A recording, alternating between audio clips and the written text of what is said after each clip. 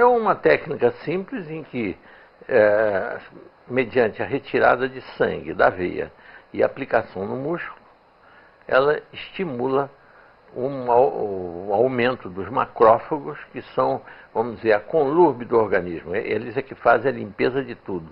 Elimina as bactérias, os vírus, as células cancerosas, chama neoplásicas, faz uma limpeza total. Elimina inclusive a fibrina, que é o sangue coagulado. E agora, esse macrófago, ocorre o aumento de produção do macrófago pela medula óssea, porque o sangue no músculo funciona como um corpo estranho a ser rejeitado pelo sistema retículo endotelial, no músculo.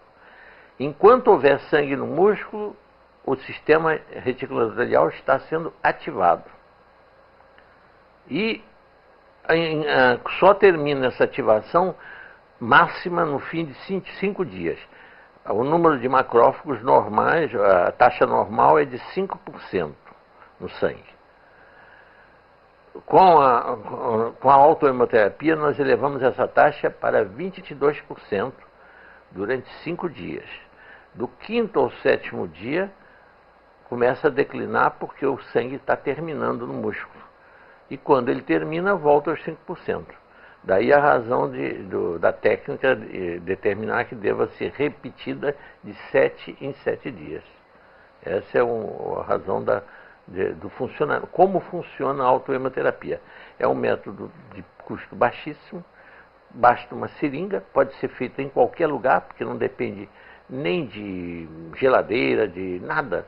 Simplesmente porque o sangue é tirado no momento e aplicado no paciente. Não há trabalho nenhum com esse sangue, não há nenhuma técnica a ser aplicada nesse sangue. É apenas uma pessoa que saiba pegar uma veia e saiba dar uma injeção no músculo. E uma seringa para fazer a retirada do sangue e a aplicação no músculo. Mais nada. E resulta num estímulo imunológico poderosíssimo. Então, realmente, é uma coisa que poderia ser divulgada, usada em regiões sem recursos, em que as pessoas não têm condições de pagar estímulos imunológicos caríssimos, como, por exemplo, os feitos de medula óssea, que se faz medicamentos. Eu não posso dizer o nome do medicamento, porque não estou fazendo aqui propaganda, mas é um medicamento caríssimo que se usa para produzir o mesmo efeito da autohemoterapia, que é um lisado de timos, de vitela, que foi fabricado, e isso eu posso falar, é um lisado de timos de vitela. Tem um nome de fantasia, né? Mas na realidade a essência do produto é um lisado de timo de vitela. O timo de vitela submetido a um fermento digestivo que se transforma num medicamento, mas é de custo muito alto, enquanto que a autohemoterapia produz o mesmo efeito a custo baixíssimo. Então e portanto podendo ser usado em todas as camadas da população, né? Sem nenhum problema. Aí essa é que é a grande vantagem.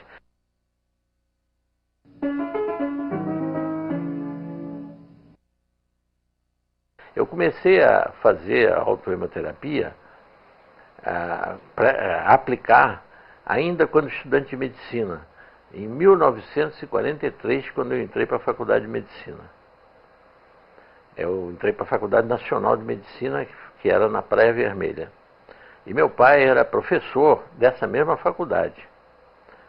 E ele era também chefe da enfermaria da Santa Casa, e era cirurgião geral.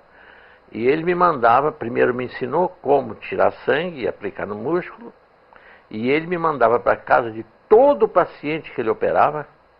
Eu tinha que ir na véspera da internação na Casa de Saúde de São José, onde ele operava, aplicar no paciente 10 ml de sangue, e depois, 5 dias depois, ele não esperava cair a taxa zero, não. 5 dias depois, eu fazia a mesma aplicação no paciente ainda internado, porque naquele tempo as internações duravam em média 1 semana. O que eu não sei é como é que ele tinha coragem de operar eu auxiliando, porque eu só sabia era segurar os instrumentos e mais nada. Eu acho que ele operava era sozinho, porque o que eu sabia era apenas segurar os instrumentos, mais nada. O que eu tinha aprendido, a única coisa era aplicar sangue, tirar sangue da veia e aplicar no músculo, mais nada. E nunca houve problema nenhum. E ele teve com isso uma das taxas menores que eu já vi até hoje de infecção hospitalar.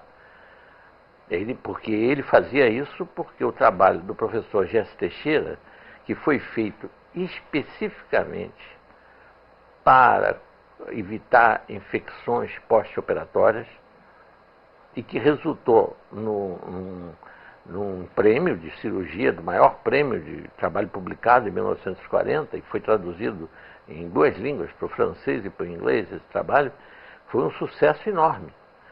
O trabalho de Gerson Teixeira. Meu pai usava essa técnica porque ele tinha lido o trabalho de Gerson Teixeira. Ele tinha 150 cirurgias, operações diferentes, as mais variadas, comparadas com outras 150 idênticas, em que numa teve 0% de infecções pós-operatórias, quando aplicado o sangue.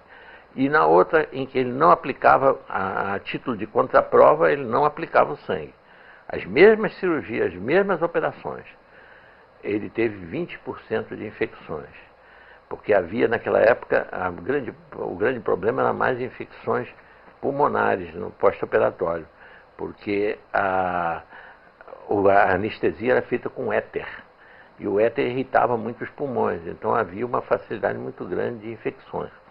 Daí, como eu aprendi isso com ele, depois eu me limitei a usar durante muitos anos a autoimunoterapia exclusivamente para para tratar de infecções, acne juvenil, que é uma infecção de estafilococcus, né? E também infecções evitar infecções de pacientes, que nesse tempo eu era também cirurgião. Então eu também usava o mesmo método. A finalidade era basicamente combater bactérias.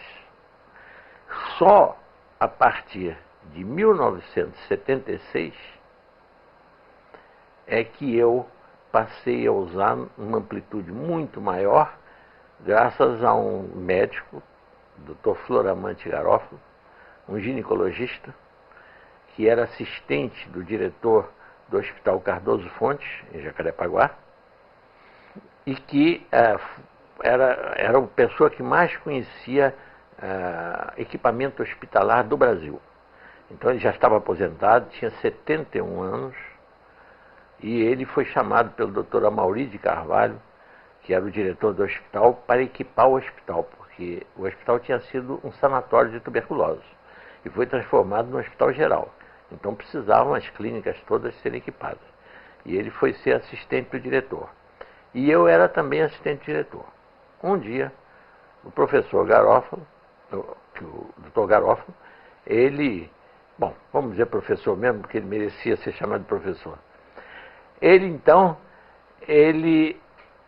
chega se queixando de uma dor, uma dormência que ele estava sentindo na perna, quando caminhava, fazia uma caminhada de 100, 200 metros, tinha que sentar na rua, no meio-fio, porque não conseguia mais andar. E eu então disse para ele: olha, Garofalo, você tem que ser examinado por um angiologista, e nós temos um excelente aqui, chama-se Dr. Antônio Vieira de Mello, um excelente angiologista. É até primo, irmão daquele Sérgio Vieira de Mello, que morreu lá no Iraque.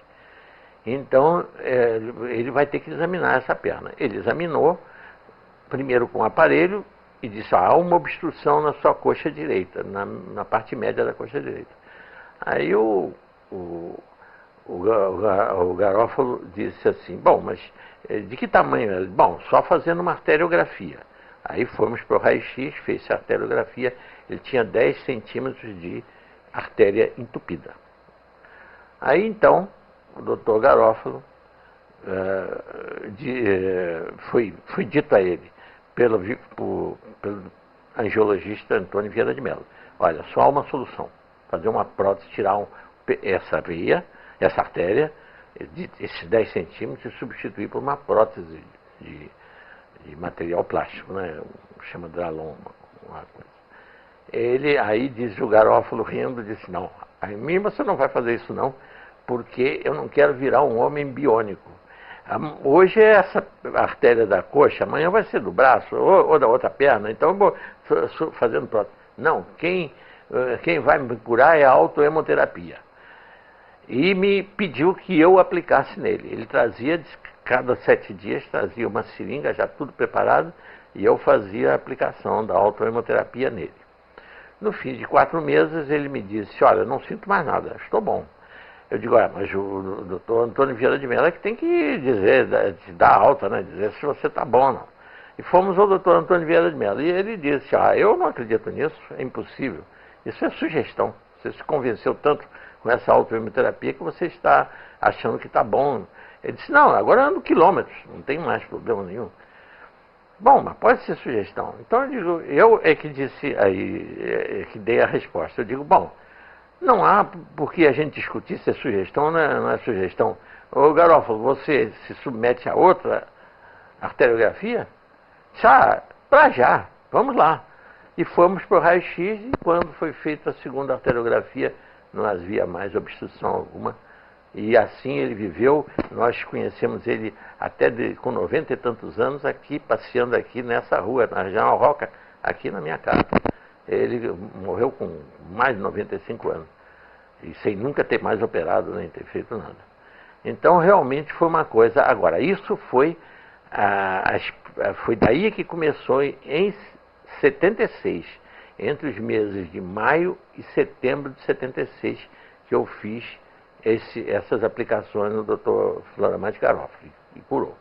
Aí, quando como compensação, ele resolveu me dar um presente. E me deu 2 trabalhos. Um do professor Gerson Teixeira e o outro de Ricardo Veronese. Trabalhos que há um intervalo entre os 2 trabalhos de 36 anos. Um de 1940 e outro de 76. Mas a impressão é que um foi feito para o outro. Para combinar um com o outro. Por quê?